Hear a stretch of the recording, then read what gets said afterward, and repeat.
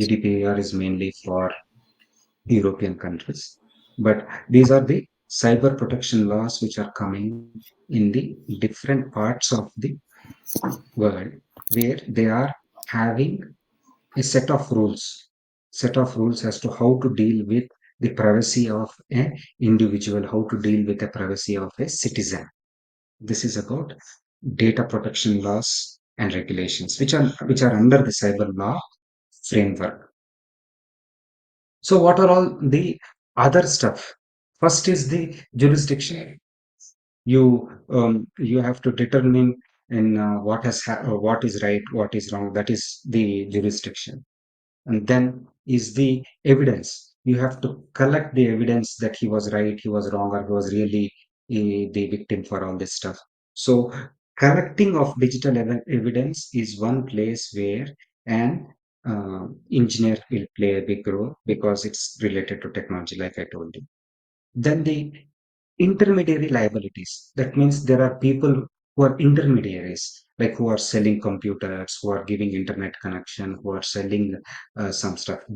Mainly service providers, internet providers, and all. What are their liability? Whether they are allowing us to do this, whether they are protecting us or not, or whether they are saying internet is open for everyone. So that is what is the next step, next point, which is called as network neutrality, wherein internet is open for anything. The intermediary is not doing anything.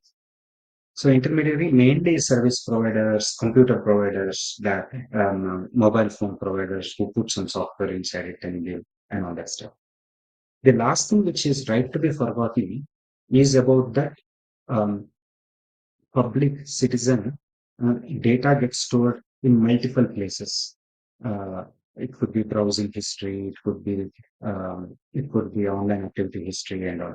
GDPR and all, which I told you now in the previous slide, is mainly about right to be forgotten.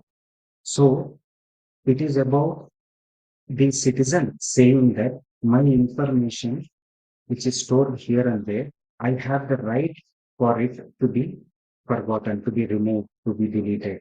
That is the uh, that is the last thing, right, to be forgotten. The right for my information to be forgotten, to be deleted by the platforms. Removal of personal information from the online platforms is the main.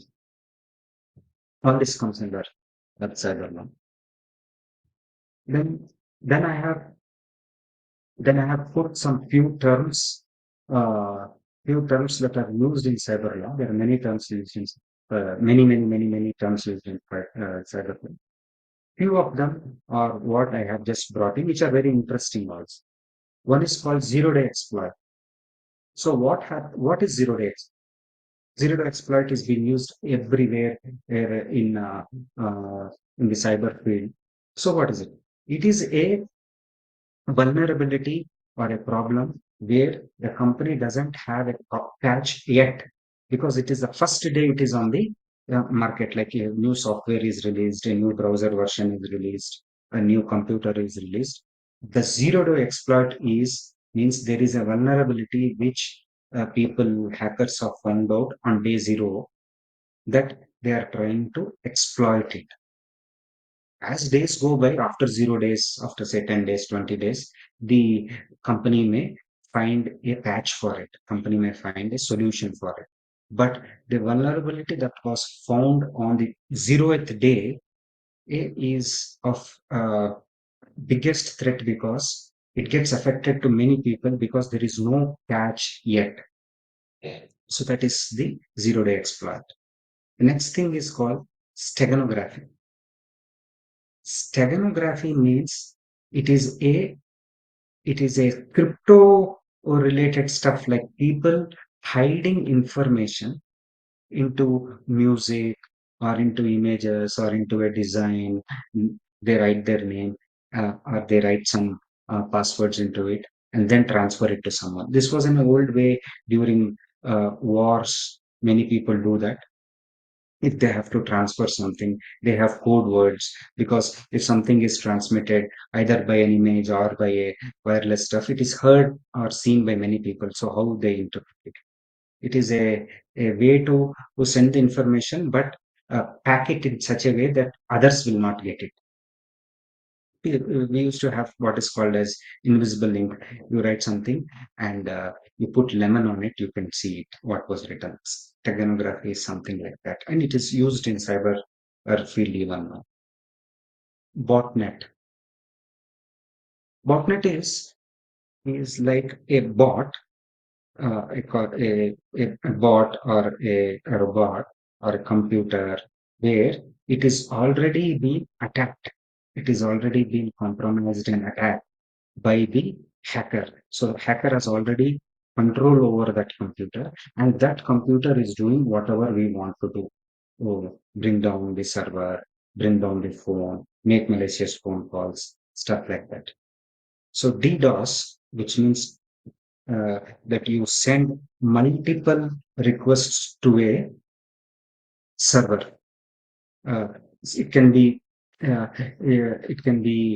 for a website. You continuously ask this website, give me this, give me this, give me this, and it gets overwhelmed with the requests, and it fails due to too much of traffic.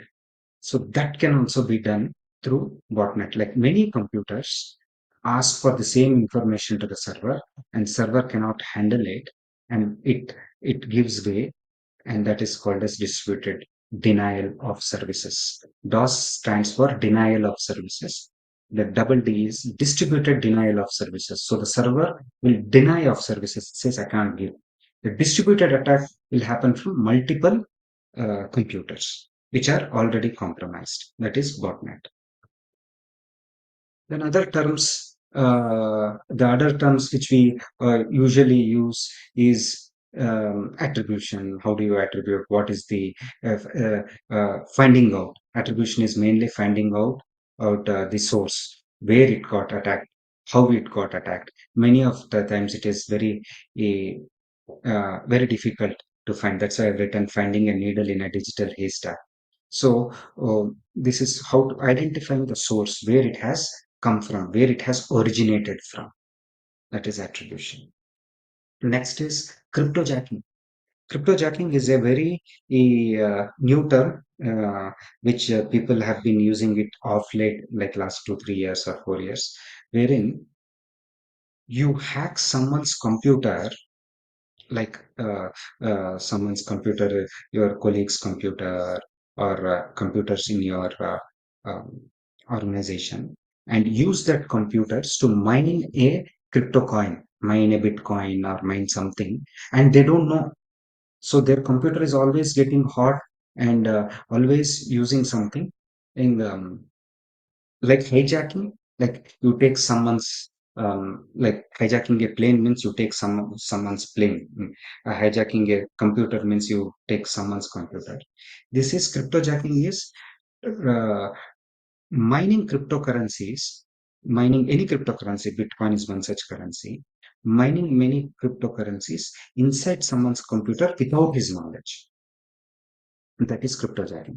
All these words are used in cyber laws here and there while making a case, while writing a case. So I thought these are very important for you to know. Uh, as teachers and also as students, you should know these words are being used here and there. Denial of services, I have already explained in the previous slide. It is DDoS is an attack. Like I have written here, think of a million people trying to enter a store at once. So the store will stop giving you the services. It can be an online store also. They'll stop giving you services. Denial of the service. So now that we know some terms, there are so many other terms also that I just thought 10 good terms are very important in lieu of we have a limited amount of time. Now, I want to pull your attention towards you being engineers and um, say MBA students also. If you want to get into cyber law space, what kind of certifications should you do, and what is good for you? Which certification is good for you? Which will help you get a job in cyber law space? So, first one is International Certified Cyber Law Professional. ICC, ICCLP. So ICCLP is a very international certificate. It is given by a very international council, a very renowned council. It focuses on all the cyber crime, data privacy, everything else which is there, but at an international level. So you can work in policy also, you can work in many other stuff also. So international certified cyber law, you can do it online. You don't have to go to a physical this one. It is a long course, but it is recognized in many other countries, so it will help you get into this thing. CIPP, certified information privacy professional. It's also from an international organization. It is mainly privacy, information privacy. If you want to work in GDPR or stuff like that, if you want to work for a government agency, then this mainly related to data privacy stuff, that to public policies involved. This certificate is good, CIP. And when the third one, which I've listed here, I've listed some more also, is certified crime investigator. This is a very technical stuff. It is by NCSA, and NCSA is a big alliance organization which will give you CCI. And this certificate is very good for engineers because it has lot of investigation, forensics. Something happened, find out, and get to the root cause. Who was the who had started this and all this? This is investigator. It is a very good certificate for engineers. I put this diagram, and it is so I'm sure no one can read this also. But the reason I put this is to tell you that the cyber security has so many domains. It has so many domains that you can choose. Um, we are now moving from cyber law to cyber security. So this is a first slide showing you about cyber security, and I just wanted to show you that it has so many bubbles, so many things in cyber security that a student or anyone else interested can pursue. Each one color is one big domain, and you start from somewhere and you have so many options in that color. Like you start from frameworks, uh, you will get NIST framework, you will get NIST 20, ISOs, all that stuff. You start as an auditor, you can become a complex auditor for big organizations. You start in the governance, then you can do laws and regulations. You can become a CCPA, GDPR, HIPAA, PCISI, all that stuff. You start with threat intelligence, then you can become a threat intelligent expert. So the idea is not to read through all the bubbles, but the idea is to say that there are so many avenues in security domain, and people can pick up anything. People can just pick up application security and become a programmer and become a good programmer who can write a secure code also. People can become a risk management person and work in a risk management organization also. So, like I said, there are so many places, so many domains and subdomains that um, you can specialize when it comes to cyber security and cyber law and cyber security, mainly cyber security. So, what are the kinds of jobs and what are the kinds of stuff you can do in cybersecurity? So the bottom of the pyramid is where there are many jobs, and bottom of the pyramid also tells you that they are the starting jobs, they are the entry level jobs. Then you slowly go up, and reach a CISO. CISO is Chief Information Security Officer. He is like a C category, like CEO, CMO, CFOs, COO, CSO. CISO is a top level senior management. He is the last. Below that is all other things which I have put down the pyramid to show you exactly where. And usually, a organization has only one CISO. So now coming back from the bottom of the pyramid, you can see that there are security administrators, vulnerability assessors, incident reporters, many security professionals, security coders, all these things at the bottom of the thing. That's where an engineer can first start his start his career. Then he proceeds to become an ethical hacker, penetration testing, security analyst, security auditor. Then slowly climbs up the uh, climbs up the career path to become a policy creator. So policy positions is a guy where he can create policies. Then you become a security director or a security manager. Then become a right hand to a CISO and become a CISO himself.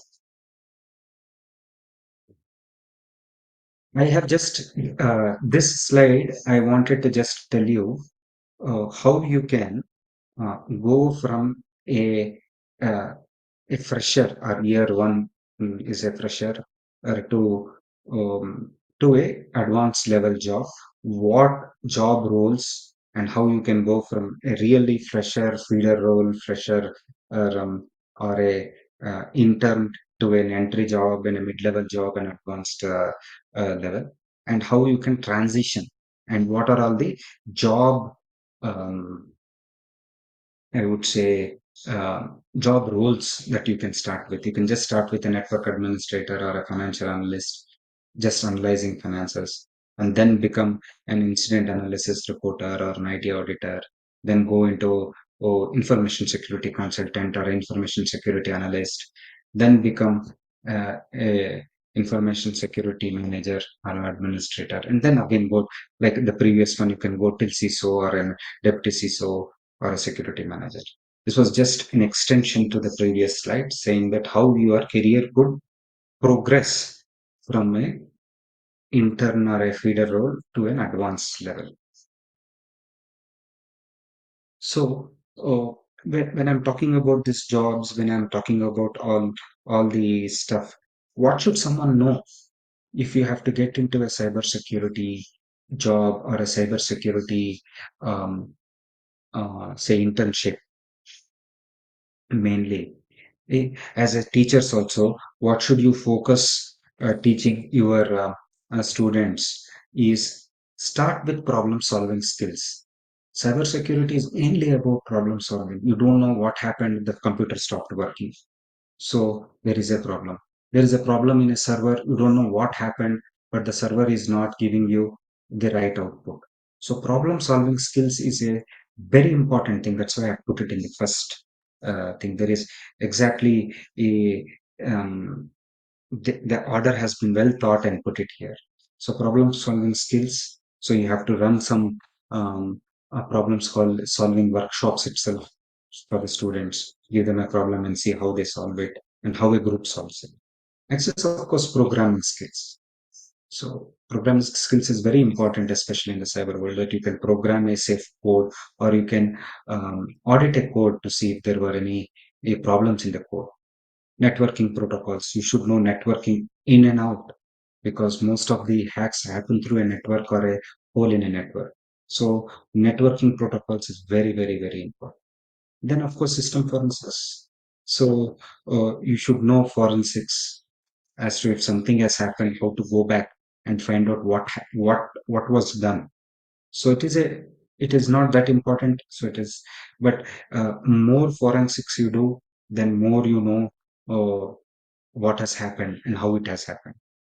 Hacking techniques, you should know how to hack a system so that you will be able to, you should learn the hacking has black hat hacking, gray hat hacking, and a white hat hacking.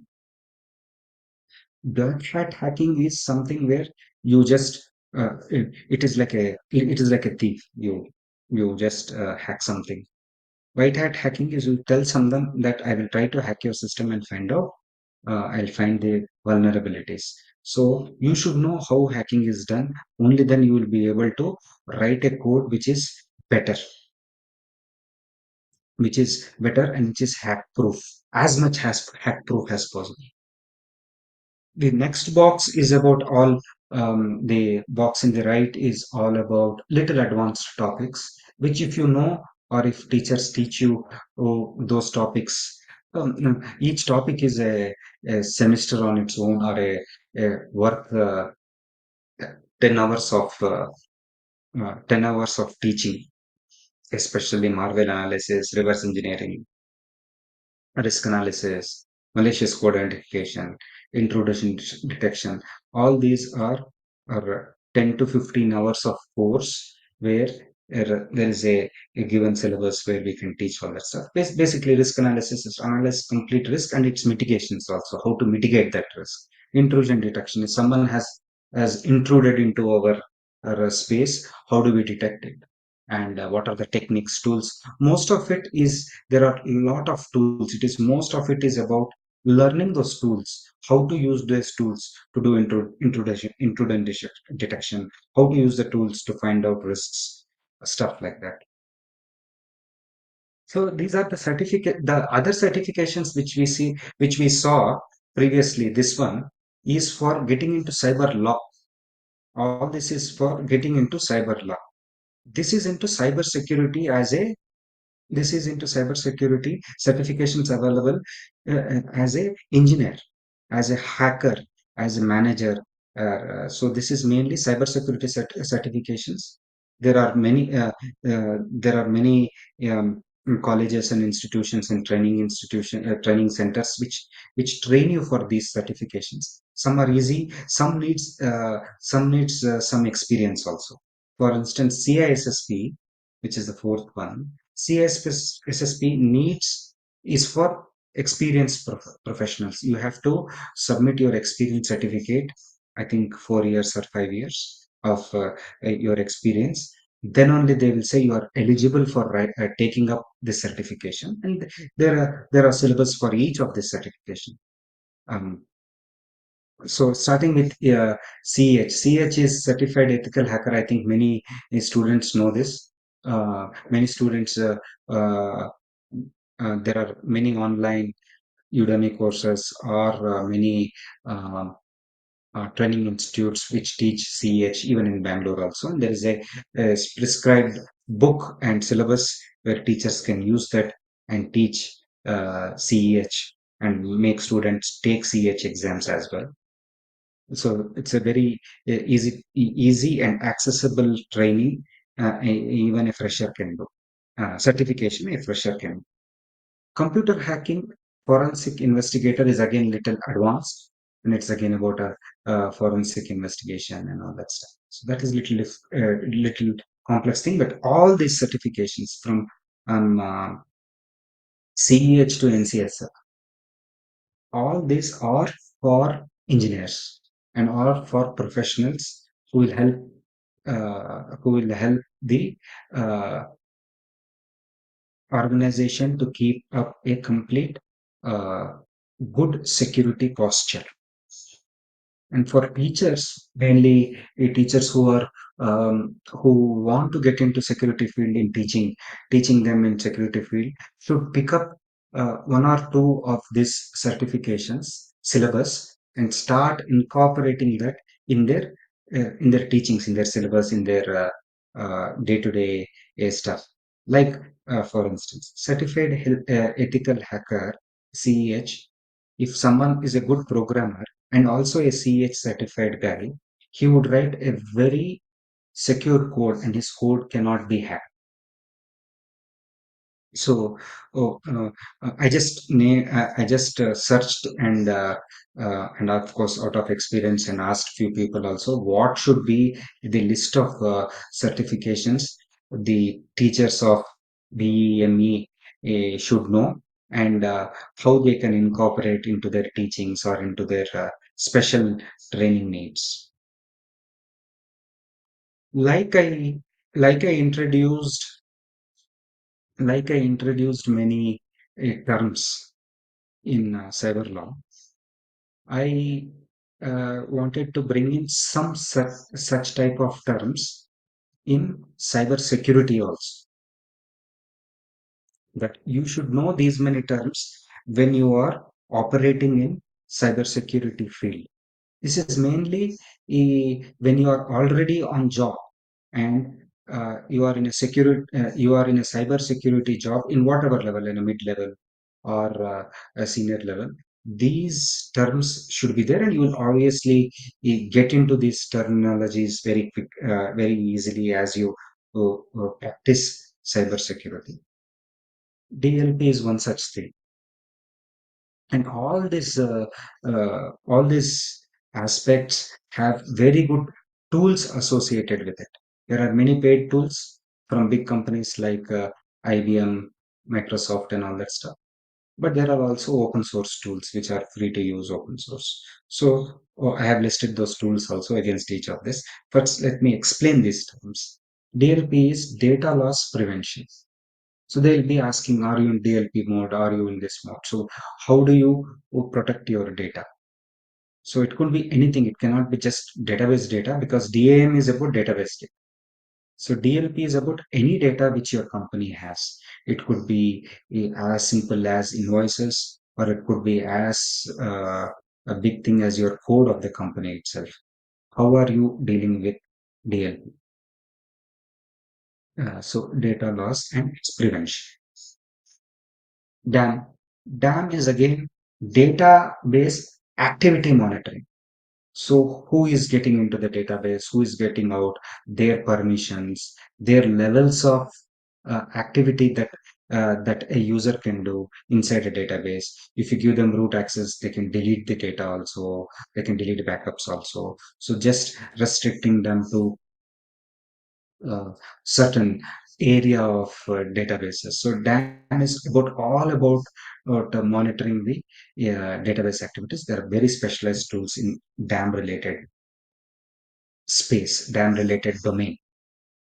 SOC is a very common thing. It is just a center. It can even, it is a group center location room where all the security operations start from. So it is a group also. It is a team also. So SOC, you are in which SOC? I'm SOC. I'm in a SOC of IOP, SOC of DAP, like that. So SOC is an operations team. You will have teamings there, wherein, and you will have there are teams like red teams, blue teams, and purple teams. So SOC handles all of that. So it is just a team. It is just a operation center, and they are the heart and brain of the complete organization's security posture. Next is XDR. They have lot of XDR products nowadays. Is every single thing is an XDR now, wherein they detect the threat and tell you how to respond to it. All the extended stuff which is not to a peripheral but outside the peripheral are XDRs. So how to detect them, and how to do a response. So the system would tell you, if you have got a malicious email, just stop it, don't open it, and what to do with it next, and how to detect it if it has gone to 100 places. Yeah. Endpoint detection and response, EDR. EDR is more about devices, the last endpoint. Computer could be an endpoint, mobile could be an endpoint, cloud server could be an endpoint. How can, and small these IoT boards you are getting, Arduino boards, all those are endpoints, and they that is where it terminates. So how to detect something has happened there, how to detect malicious activity there, how to detect any activity there, and how to respond to it. That is EDRs. SIEMs is again mainly about if an event happens, if a security information event, if a security information and event management. So security information is mainly about training them, telling them what to do, what not to do. And event management, if there is an event, if there is a breach or if there is a small attack, how to manage that event, how to manage that attack, how to minimize it, how to reduce the impact. So there are many tools to do that also. IDAM is mainly about identity and access management. So when a new employee comes in, how do you give his user IDs, passwords? Then slowly, as he stays along in the organization, many username passwords get accumulated, many access gets accumulated. And one day when he leaves the organization, how do you know that what does he have access to? All that. Now single sign-on is one such thing, where in one single sign-on, you disable one single sign-on, everything is disabled. but it is usually not all are not as so enabled. So how to manage that identity and access management? It is even for our senior managements also. There are senior managers who get access to many things, and when they leave, how do we handle that? Is everything removed, or something still lingers around that he still has access to that even after he leaves this organization? So when we spoke about these different terms and aspects, DLP, DAMs, SOC, XER, EDR, all this stuff. What are all the tools as teachers or students? What are all the tools you should know? Or what are all the tools that are existing that you want to be? You cannot be an expert in all the tools, but what are all the tools you want to pick and become an expert? Is what the next slide is about. So you can write down these names up there. You'll usually get all these names in the internet. You don't have to write down also. But these are all the paid tools which are very good for each of this. Like for DLP, data loss protection. Semantic data loss prevention is the very good product that is there. For database access monitoring, that is DAM, IBM has one very good, Imperva also has very good thing, Secure Sphere. Like that, I have listed down for each of those aspects, what is the tool that you can use? For ADAM, oh, we have SSO, we have Azure's Active Directory if you are using cloud. For EDR, VM Carbon Black is very good, stuff like that. So I just allow you to sink in all this information and see through what are all the terms, and this each of one would be an activity on its own. DLP is an activity or a responsibility on its own. So this tools is just giving you an example of the eh, thing which you can learn or teach students. You can just teach how to use VMware Carbon Black. You can teach CrowdStrike. Teaching in sense asking people to use it. It is a tool, so you have to just use it. There is you bring up a use case, you bring up a scenario, ask them to use that tool or one of these tools. And college also should um, procure some of the tools. There are many learning licenses. There are many licenses which are almost free from these companies like Microsoft, and all gives you a lot of credits if you are a college university.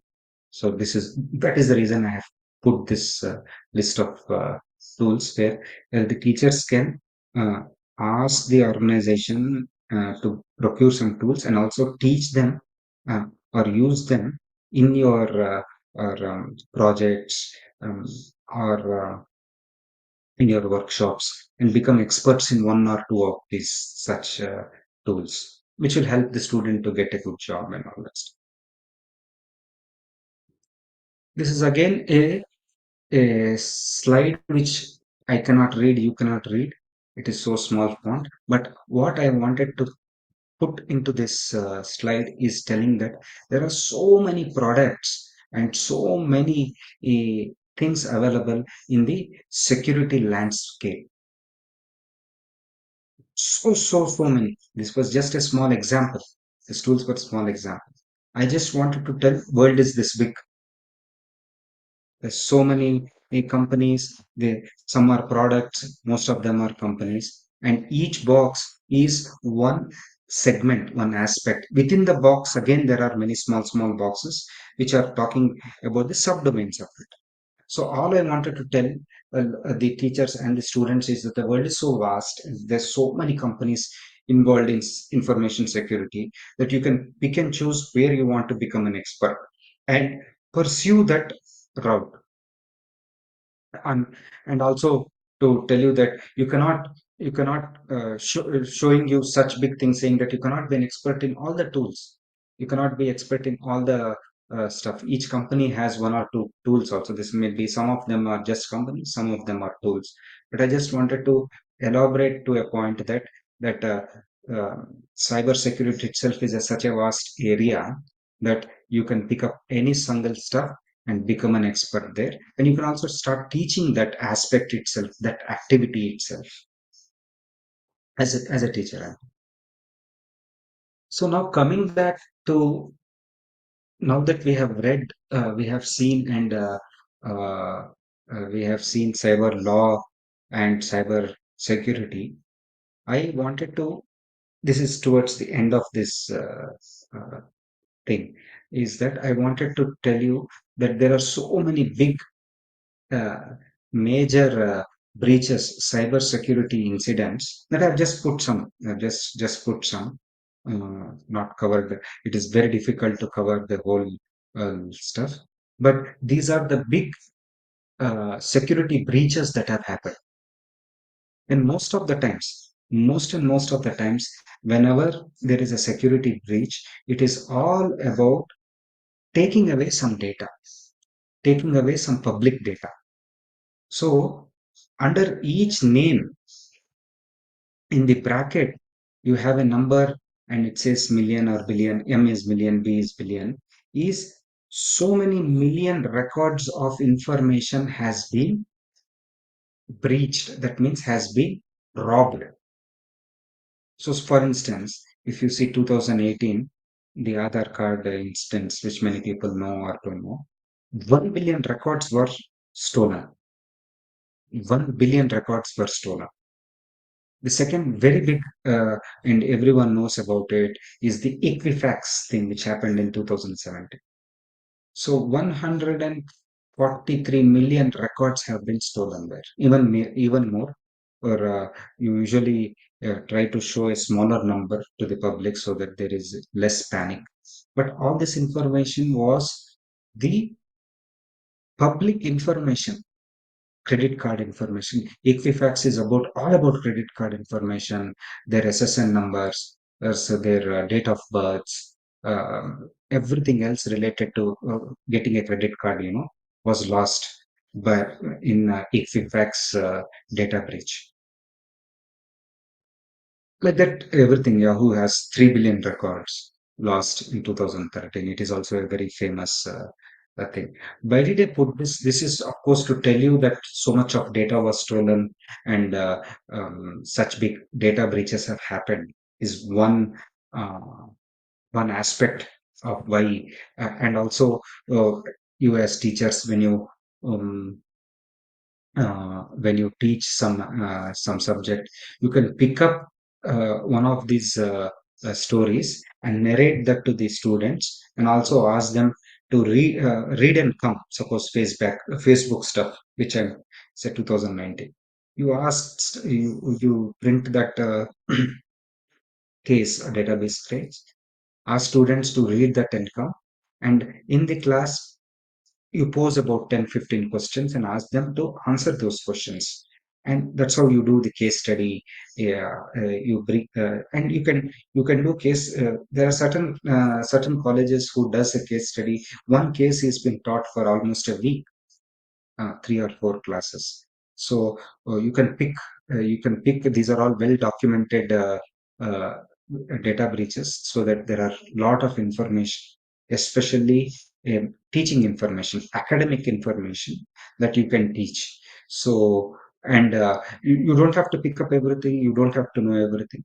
You just have to pick few of them and read through that case and formulate some questions. Mm, I can also help you guys later. If you want to do one such large case study, we can do it with students for like a workshop kind of a stuff. That was the intention to bring this slide, so that you know the data breaches, and you also pick up one which you can teach as well. So, like I told you, these cases here, I have actually listed down the academic cases that are available. So these are all the academic cases that are available that can be taught to the students. You will get all the information for each of this case. They have put 10 case studies, where teachers can pick up these case studies. Lot of academic information is there, and you can teach them for almost a month. Um, on each of these 4 weeks, you can teach them uh, every aspect of it. It's a good case study, or do it as small or big as you want. So you can even write down the names, and all are very famous ones. So there is nothing uh, depth of information. So much of information is available in all of these things. So any questions so far? We have almost come to the end of the stuff. Any questions so far?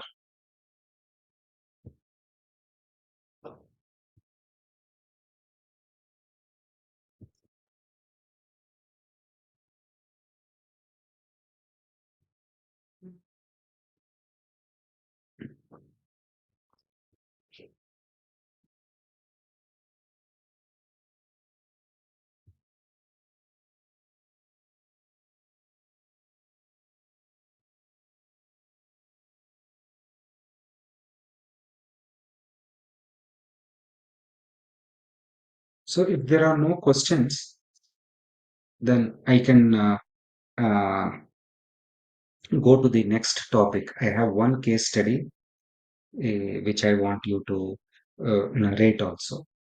That is this Stuxnet, the Stuxnet worm. So if I can proceed, someone unmute the mic and tell me that I can proceed. I can go to that Stuxnet one, which is a very good case study to have. That's why it has a place number one. And also, I'm slowly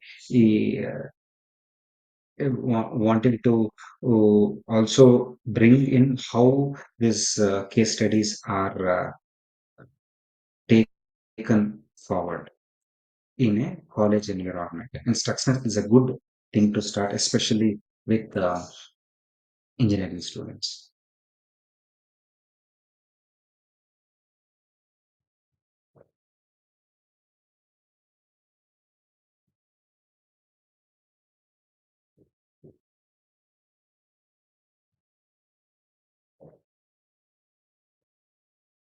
No one said anything, so I consider that we are going forward.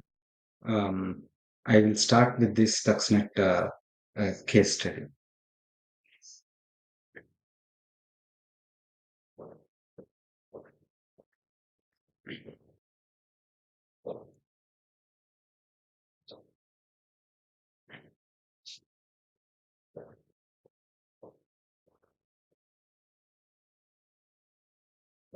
So the Stuxnet case study um, is a very famous and one of the biggest um, cyber espionage that has happened in the world so far.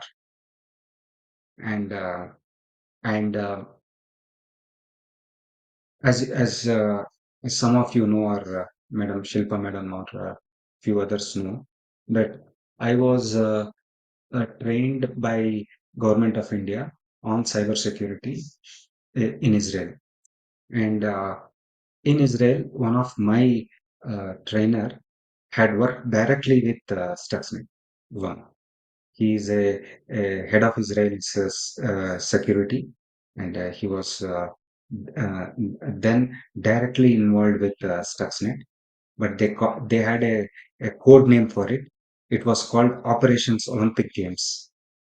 The It was not called Stuxnet. It was called Operations Olympic Games. So this particular man who trained me was part of this Israeli security, and he was part of this. This Stuxnet is so thing that I'll just tell you how it happened, and I'll also slowly explain that whole thing. The story goes like this: in around 2010. Um, Israel and America, of course, they're both allies. So Israel and America wanted to trouble Iran. So they wanted to, and Iran had already got into a good treaty, is saying that we will not develop nuclear weapons. We will only develop nuclear know-how for nuclear energy purpose, generating electricity and all that stuff. But Israel and US had a doubt that Iran is using nuclear, I mean, um, extracting nuclear energy, uranium in that case, to not only produce electricity or energy, but also to produce nuclear bombs. So they wanted to stop Iran's uh, uranium enrichment facility. They wanted to stop that uranium enrichment facility, and they didn't know how to do it. So they had um, brainstormed, and this is just one theory. Yeah? No one has no one has the real theory who how it has happened. They all have uh, their own stories, and this is one such story, and this is one such story that has been documented, printed, published, and also used as a case study in security security uh, uh, stuff used in all the places where security teachings are happening, security trainings are happening inside the syllabus. So that is why I picked up this.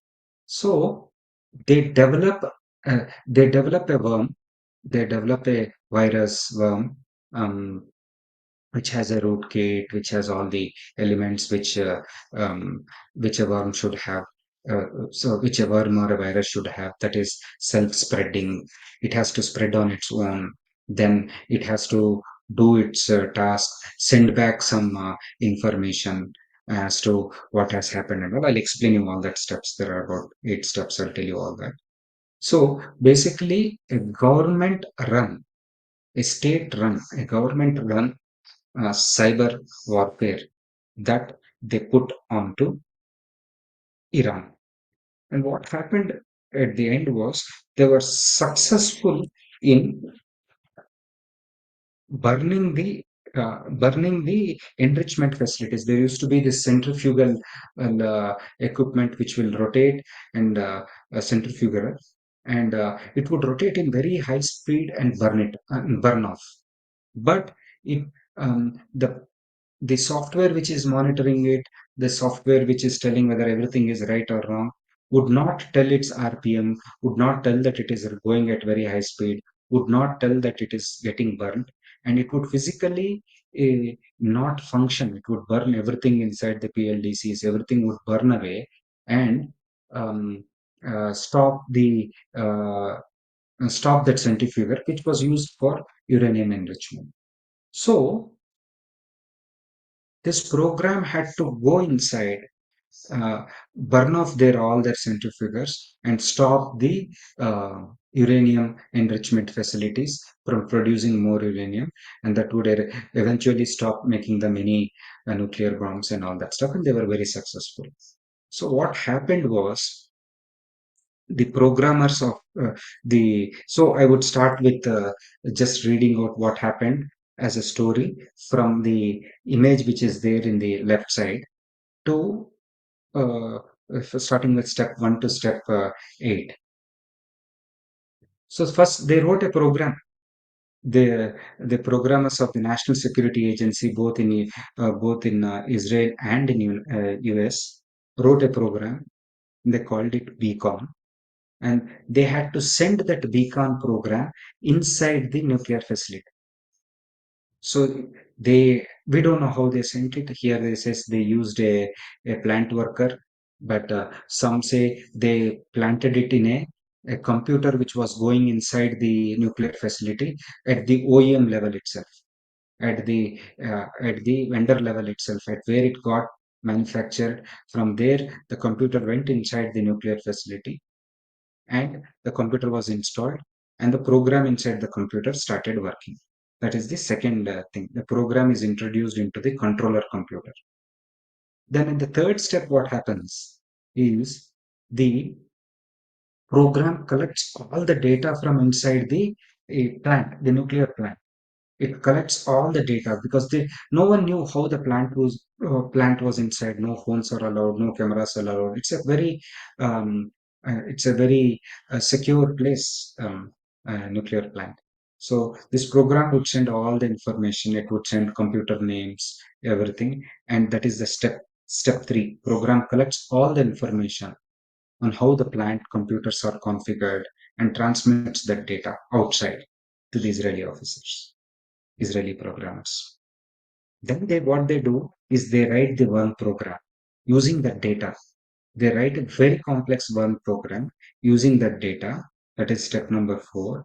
And they had to send back that worm program again through several methods. They sent it as an email. They sent that program as a um, image also. Someone says they have sent a program as a just an image and an email and an attachment as an image. Okay? And the program gets introduced into the plant's computer, and then the havoc happens. What happens? The havoc is that the spinners, if you see the in the circle, sixth step, fifth step is going inside at the computers, and the sixth step is worm takes over the operation, and some centrifugers spin too fast or too slow and stop all the programs and become so unbalanced that people don't know what's happening. There is a worm inside which keeps replicating, going into other computers and spoil, and the computers which are turning that centrifuges get spoiled and burnt. Then what happens? There is a scientist within the Iran's nuclear power plant. Everyone don't know what is happening, where is happening. The nuclear power plant was shut down. Then one of the laptops had a programming error, and the laptop was taken inside the nuclear plant and was brought out. And when it came out, they found that the laptop also has got affected. That is the image you can see in the step six bottom, the step six bottom, where the guy has a laptop and laptop has that worm. That's when they identify, they put that worm out. They come out of the scientist comes out of the power plant, the nuclear power plant, and comes to his lab, and it gets spread to other places also. And that's when the world comes to know that there is something like this. And that's when they call it Stuxnet.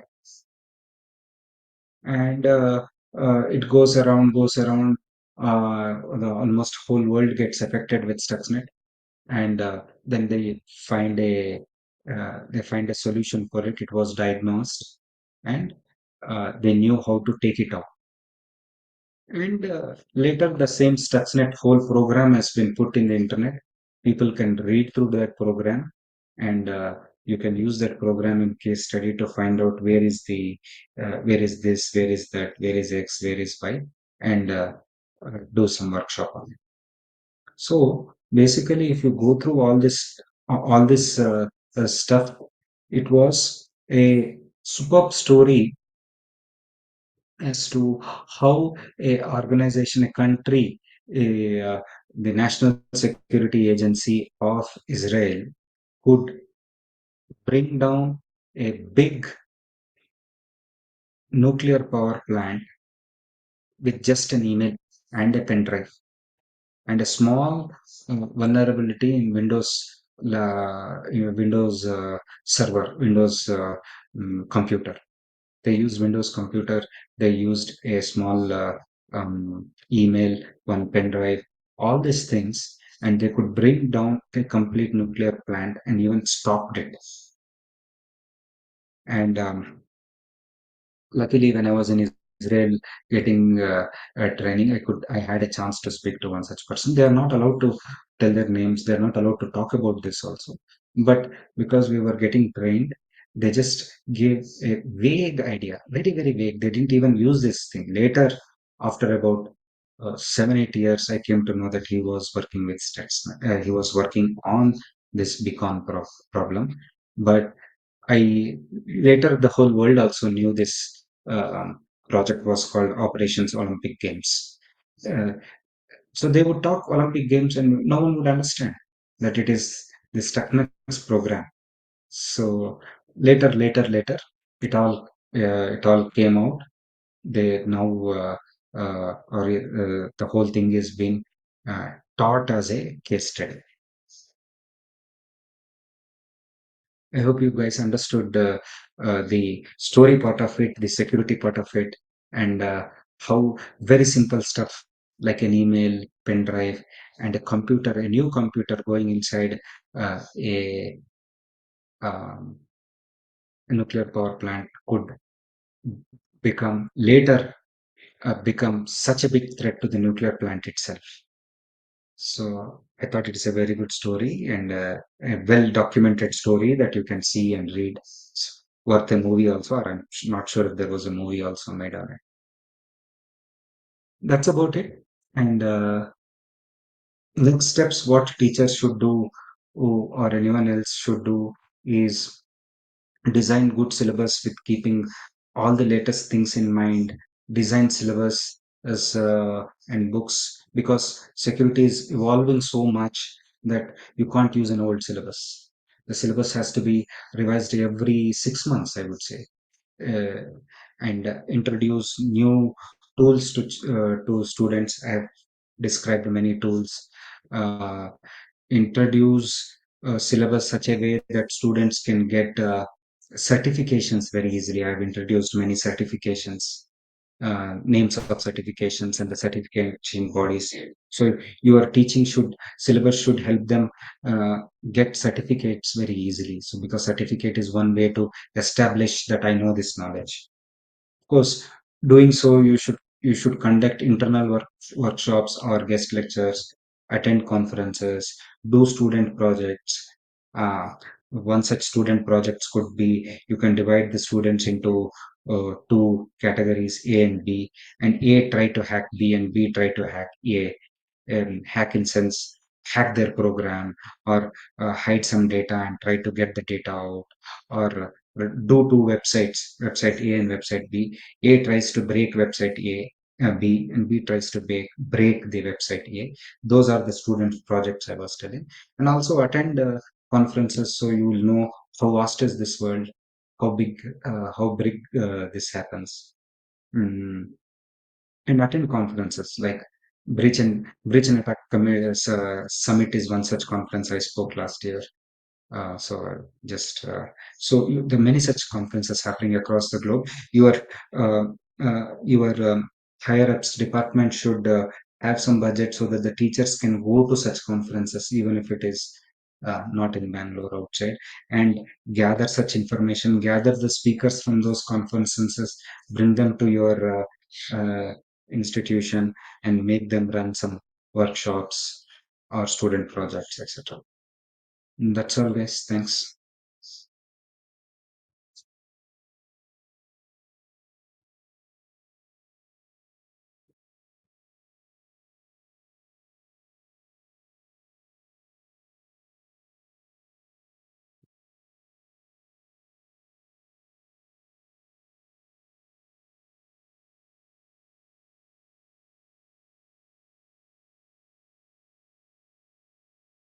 If you guys have any questions, you please uh,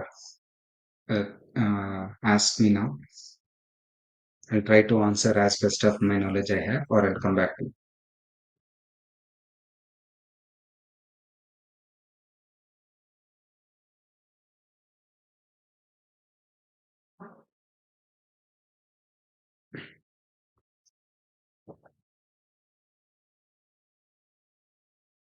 Thank you, guys.